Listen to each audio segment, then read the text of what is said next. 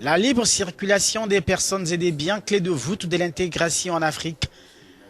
Elle aura pour mérite de booster la croissance du continent. La question est souvent au centre des rencontres des décideurs et autres leaders d'opinion africains. Pour certains, le démantèlement des barrières commerciales qui entravent l'atteinte de cet objectif permettra à l'Afrique d'avoir une bonne visibilité à l'échelle planétaire. La seule façon dont nous pouvons être traités fortement dans la communauté mondiale est de se réunir comme un marché commun.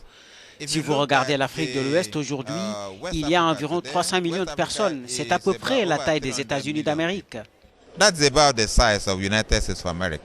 Aujourd'hui, les pays... L'un des principaux objectifs que vise l'intégration est la stimulation du commerce intra-africain.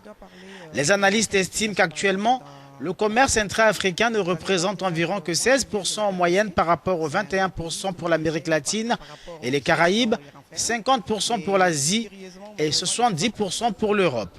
Les blocs économiques régionaux du continent devraient agir comme des véhicules pour renforcer les liens commerciaux à travers l'Afrique. Déjà, des efforts ont été fournis pour la création d'un méga-bloc commercial qui regroupera 26 pays africains. Son accord, une fois ratifié, créera un marché de plus de 600 millions de consommateurs.